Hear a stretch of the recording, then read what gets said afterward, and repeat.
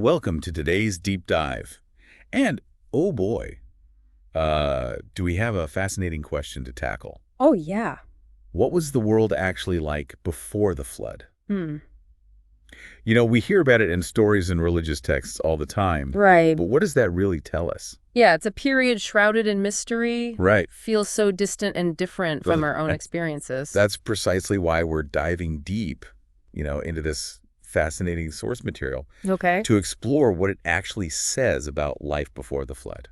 I like it. Things like, those incredibly long lifespans. Right. How people interacted directly with God. The emergence of those mysterious Nephilim. Oh, yeah. And, of course, we can't forget about what led to such a dramatic event in the first place. Well, one of the first things that really jumps out from the source is just how long people lived before the flood. It's crazy. We're not talking about just a few extra years here and there. No. We're talking centuries. Yeah, it's almost impossible to wrap your head around it. I know. I mean, Adam lived to be 930. His son Seth, 912. Wow. And then there's Methuselah, the record holder, clocking in at a whopping 969 years. Wow. Even Noah, who we think of as kind of a old man, lived to be 950. It really makes you wonder what you would do with all that time. I know. I think I'd probably get bored after century 3 or so. I know, right? What would you do? I don't even know. Think about it. It's wild. But, our source actually proposes a theory to try and explain this longevity. Okay, I'm listening. A protective layer of water vapor surrounding the Earth. So like a giant global bubble. Essentially, yes. Okay. This vapor layer would have created a stable and temperate climate across the whole planet. Interesting. Shielding the Earth from the harsh solar radiation that we experience today. Oh, so no intense UV rays? Nope. No extreme temperature swings? Exactly. So it would have been a completely different environment. The very different environment. Okay, so then the flood wouldn't have just been like a massive rainstorm. It would have been a complete environmental upheaval. It would have been cataclysmic, to say the least. Wow. The source describes it as a complete reshaping of the Earth's climate and environment. It's mind-blowing. And if this theory holds true, it could potentially explain why lifespans changed so drastically after the flood. That makes sense. But what I find even more intriguing is what this longevity might have meant for pre-flood society. Yeah. Imagine having centuries to dedicate to a single craft or area of study. Wow. Could they have achieved technological marvels that we haven't even dreamed of? That is a really good point. It's fascinating to consider. Their whole concept of time and progress would have been totally different from ours. Completely different. But moving on to another aspect that sets the pre-flood world apart. Okay. The source describes something that's almost impossible for us to really grasp today. What's that? Direct communication with God. It really challenges our modern understanding of the divine, according to the source. Yeah. Figures like Adam and Eve, Cain and Abel, Enoch, Noah, they all received instructions, warnings, even blessings and judgments directly from God. That's incredible. I mean, it's wild. I struggle to even hear a clear answer in prayer sometimes. I know. Can you imagine? How profoundly that constant connection would shape your worldview. I can't even imagine. Think about it, listener. Yeah. How would knowing that God was right there speaking to you affect your life? I don't know. It's a thought-provoking question. It really is. And it leads us to another intriguing aspect of the pre-flood world. Okay, hit me. The Nephilim. Okay, now we're getting into the really mysterious stuff. I know, right? A race of giants born from the union of... My text puts it, sons of God and daughters of men. Who were these beings? Right? Were they good? Bad?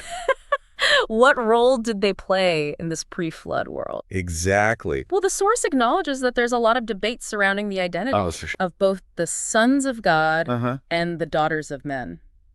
Interesting. Some interpretations see sons of God as referring to a line of Seth's descendants who remained faithful to God, while others believe it refers to fallen angels. Okay.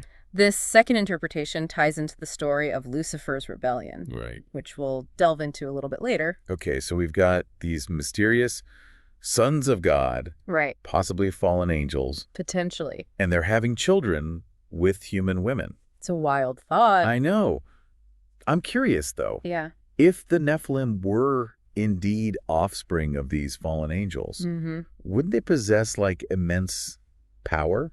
They would be powerful beings, for sure. Could they have been responsible for some of the pre-flood world's advancements? Possibly. Or even its downfall? That's a great question, and it's one that the source doesn't explicitly answer. Man. But their presence certainly adds another layer of complexity to this already fascinating picture of the pre-flood world. And to understand this idea of fallen angels, we need to go back even further in time, to a time before the Earth even existed. All right, let's rewind the cosmic clock. That's right. This is where things start to get really epic. According to the source, Lucifer was an angel. Okay. And not just any angel. He was incredibly powerful, intelligent, and beautiful. Wow. He was known as the morning star. Which gives you a sense of his radiance. But as glorious as he was, yeah, he became consumed by pride and ambition. Classic case of wanting what you can't have and then some. Right. But what happened next? Yeah, you can't just try to overthrow God and get away with it. Exactly. Well, Lucifer actually managed to convince a third of the angels to join his rebellion against God. He had some serious charisma. He did. But like you said, you can't challenge the Almighty and expect to win. You can't. So God cast Lucifer and his followers out of heaven. That's right. So that's how Lucifer becomes Satan, the fallen angel. Yes. Okay. The source tells us that he became known as Satan. Which literally means adversary. Exactly. Okay. And the angels who followed him became demons. Evil spirits under his command. And this event, as the source describes it, is the beginning of what's often called spiritual warfare. So this cosmic conflict between the kingdoms of God and Satan. Wow. And this is a conflict that's still going on today. That's right. So this isn't just ancient history. No. This is something that's still happening all around us. It's pretty intense. It really is. But how does this all tie back to the Nephilim?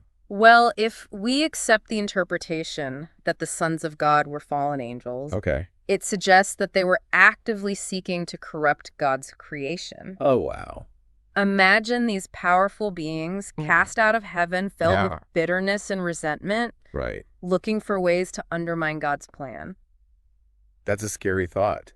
And the Nephilim, their offspring, could have been part of that strategy. So it's like a cosmic battle playing out on Earth, with humanity caught in the middle. It really is. Man. But even amidst this spiritual warfare, the source tells us about a very human story. Okay.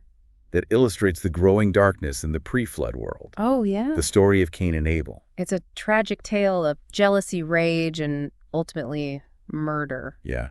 Cain, a farmer, offers God a sacrifice from the fruits of his labor. Okay. While his brother Abel, a shepherd, offers the firstborn of his flock. And God favors Abel's offering. Yeah, for reasons that aren't entirely clear. And Cain is consumed with jealousy. It's heartbreaking to see that destructive power of envy and rage playing out in such a primal way. It really is. It feels like a turning point. A moment where darkness takes root in the human heart. Yeah, but how does God respond to this horrific act? Well, that's what makes the story even more fascinating. Oh. God punishes Cain, but he also shows him mercy. Really? Yeah. He marks Cain to protect him from others seeking revenge. So even in the face of such a terrible crime, God still offers compassion.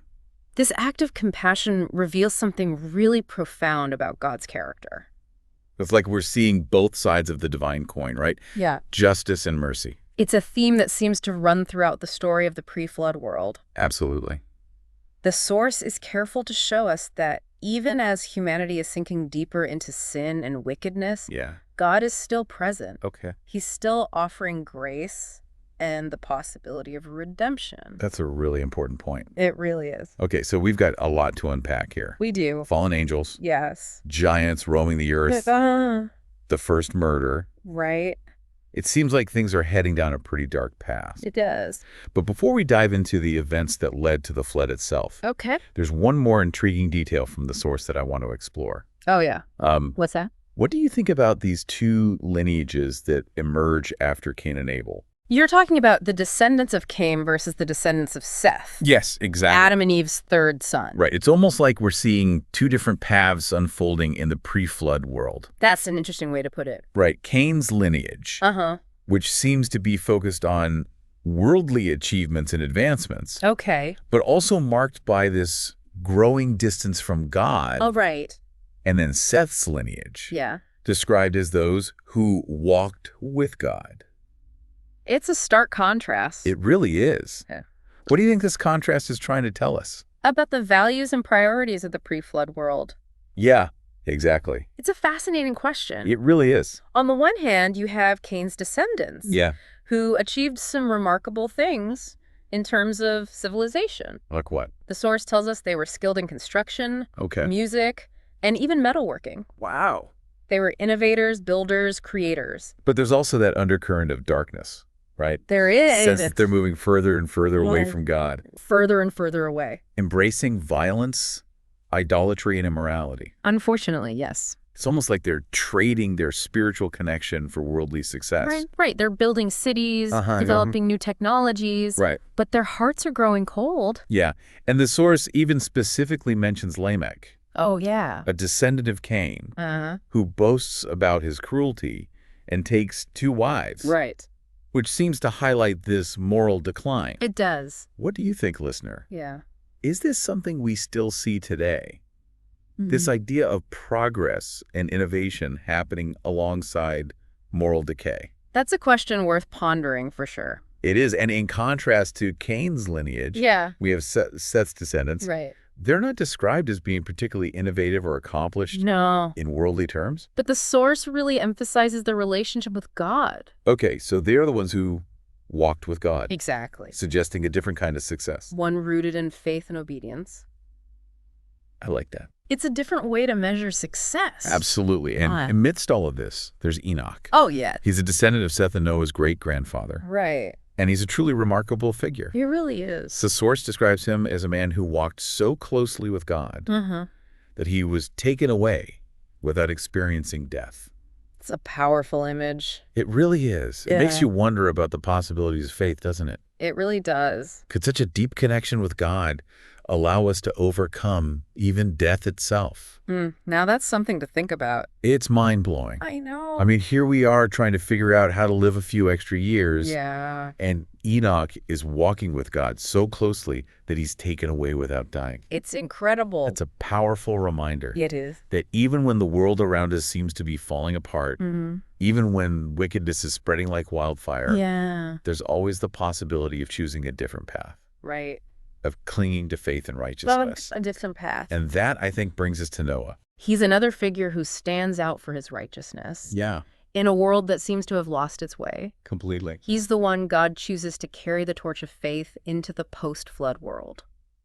And the ark he builds becomes this incredible symbol of hope and redemption. Yes. Right? A physical representation of God's grace and mercy. It's not just a boat. No, it's a sanctuary. A life raft for humanity in the animal kingdom. Exactly. And it's a testament to Noah's obedience and faithfulness. For sure. That he undertakes this monumental task. I know. Even when faced with ridicule and disbelief from everyone around him. He's building this ark not knowing exactly what the future holds. Yeah. But trusting in God's plan.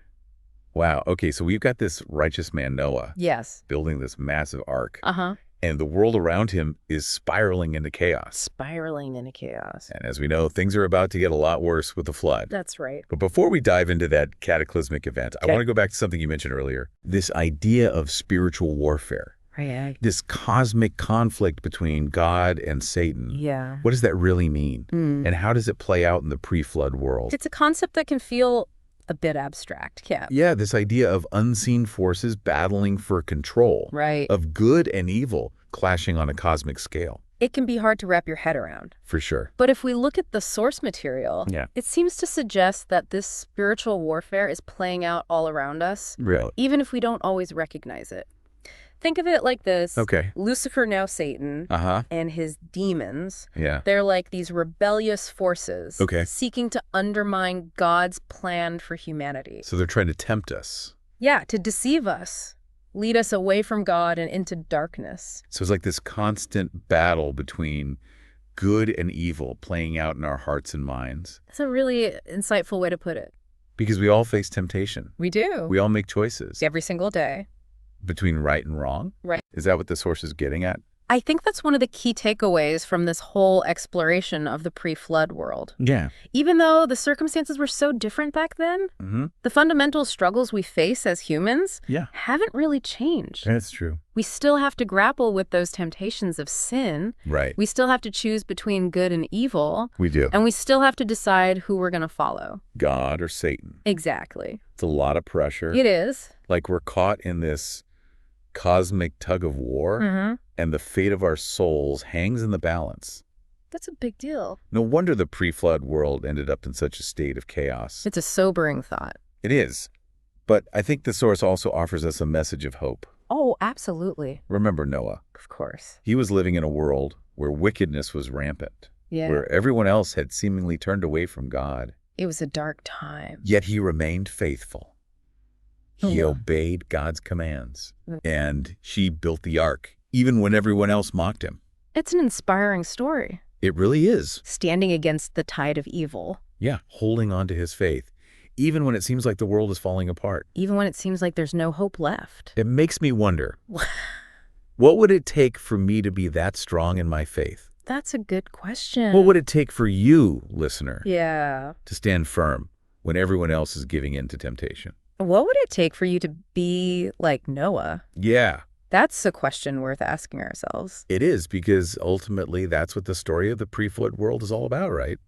Making choices. Yes. Choosing to follow God even when it's hard. Even when it's really hard. Even when everyone else is going in a different direction. Exactly. And the source makes it clear. It does. That those choices has consequences. Yeah. I mean, the flood itself is a pretty stark reminder of what happens when humanity rejects God and embraces wickedness. Absolutely. The source doesn't shy away from describing the devastation. No. The complete destruction of everything outside the ark. Wow. It's a sobering reminder of the power of sin and the need for repentance. It really is. Makes you think about the kind of world we're creating today. It does. And the choices we're making both individually and collectively. The choices we make matter. They really do. But even in the midst of that destruction, there's a glimmer of hope. Tell me more. The waters recede. Okay. Noah and his family emerge from the ark, and God establishes a new covenant with humanity. Symbolized by that beautiful rainbow, right? A promise that he will never again destroy the world with a flood. It's a reminder that even after the darkest storm, there's always the possibility of new beginnings. Of hope and restoration. Of hope and restoration. Exactly. And that's the message I want to leave you with today, listener. No matter how far you've strayed. Yeah. No matter how much you've messed up. There's always a path back to God. There's always the possibility of forgiveness, of redemption, of a fresh start. All you have to do is choose to turn back to him. So as we wrap up this deep dive into the pre-flood world, I think the key takeaway is this. Okay. Even though the world has changed dramatically since then, the fundamental truths about human nature, about good and evil, about faith and redemption, those haven't changed at all. They're timeless. They really are. And perhaps by studying these ancient stories, by grappling with their complexities, we can gain wisdom and insight that will help us navigate our own lives. Our own challenges, our own search for meaning and purpose. Exactly. What do you think, listener? What will you take away from our exploration of the world before the flood?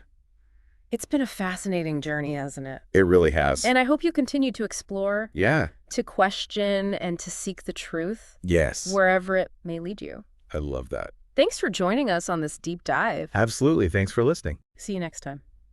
You're talking about the two lineages that emerge after Cain and Abel, right? Exactly. The descendants of Cain versus the descendants of Seth, Adam and Eve's third son. It's almost like we're seeing two different paths unfolding in the pre-flood world. Okay, I see what you mean. Cain's lineage, which seems to be focused on worldly achievements and advancements, but also marked by this growing distance from God. And then Seth's lineage described as those who walked with God. Right, a stark contrast. It really is. What do you think this contrast is trying to tell us about the values and priorities of the pre-flood world? It's a fascinating question, isn't it? It is. On one hand, you have Cain's descendants who achieved some pretty remarkable things in terms of civilization. Yeah, they built cities, right? They did. Developed new technologies, but their hearts were growing cold. The source tells us they were skilled in construction, music, and even metalworking. Wow, so they were innovators. They were. Builders, creators. But there's also this undercurrent of darkness. Yeah, this sense that they're moving further and further away from God. Right. Embracing violence, idolatry, and immorality. And the source specifically mentions Lamech. Oh, yeah. A descendant of Cain. Who boasts about his cruelty and takes 2 wives. Yeah. Seems to really highlight this moral decline. It does. What do you think, listener? Yeah. Is this something we still see today? This idea of progress and innovation happening alongside moral decay. It's a question worth pondering for sure. It is. Yeah. And in contrast to Cain's lineage, we have Seth's descendants. Right, and they're not described as being particularly innovative or accomplished in worldly terms. No, but the source emphasizes their relationship with God. They're the ones who walked with God, suggesting a different kind of success. Right. One rooted in faith and obedience. A different way to measure success. Absolutely. And amidst all of this, there's Enoch. Oh, yes, Enoch, a descendant of Seth and Noah's great-grandfather. And he's a truly remarkable figure. He really is. The source describes him as a man who walked so closely with God that he was taken away without experiencing death.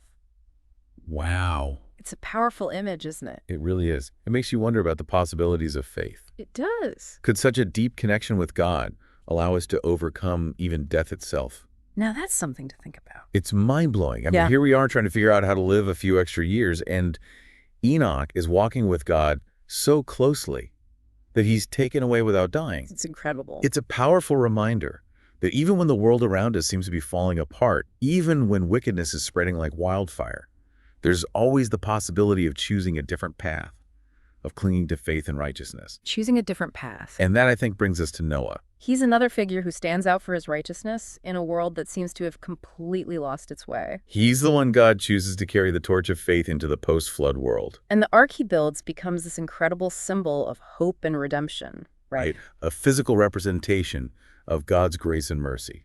It's not just a boat, it's a sanctuary, a life raft for humanity and the animal kingdom. Exactly, and it's a testament to Noah's obedience and faithfulness that he undertakes this monumental task even when faced with ridicule and disbelief from everyone around him. He's building this ark, not knowing exactly what the future holds, but trusting in God's plan. Okay, so we've got this righteous man, Noah, building this massive ark, and the world around him is spiraling into chaos. And as we know, things are about to get a lot worse with the flood. But before we dive into that cataclysmic event, I want to go back to something you mentioned earlier, this idea of spiritual warfare, this cosmic conflict between God and Satan. What does that really mean, and how does it play out in the pre-flood world?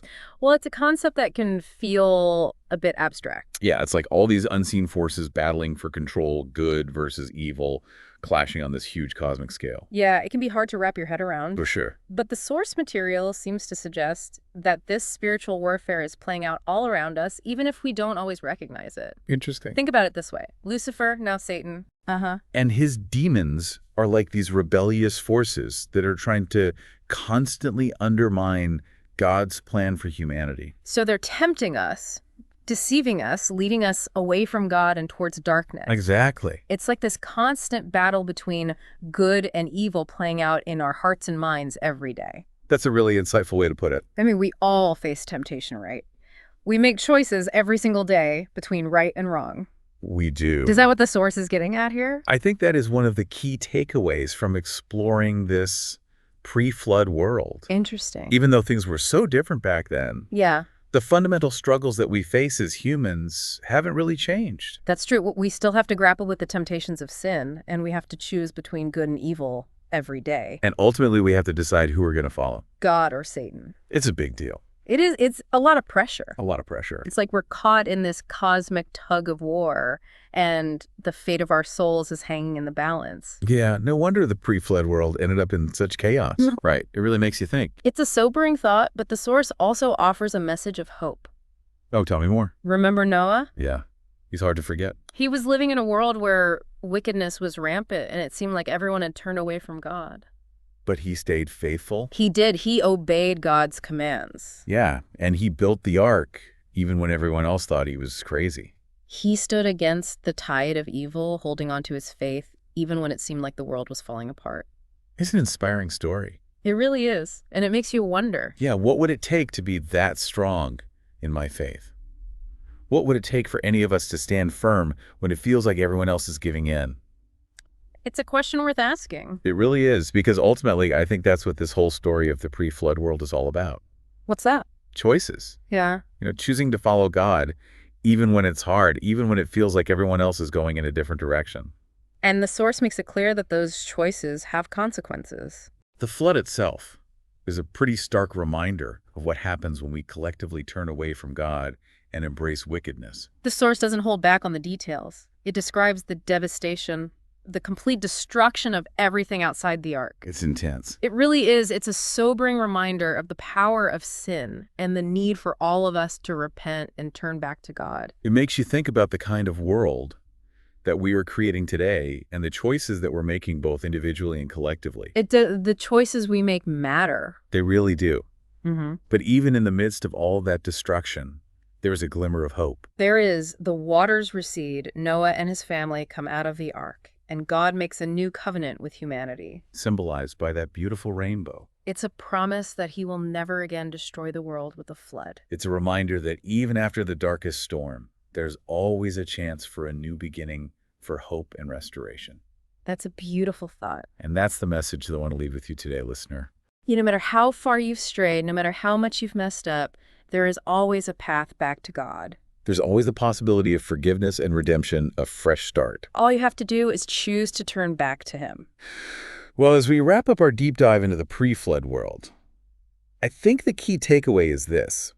Even though so much has changed since then, the fundamental truth about human nature, about good and evil, about faith and redemption, those things haven't changed at all. They haven't. And maybe by studying these ancient stories, by really grappling with their complexities, we can gain wisdom and insight that will help us navigate our own lives, our own challenges, and our own search for meaning and purpose. It's been an incredible journey, and I really hope that you'll continue to explore, to question, and to seek the truth wherever it leads. I love that.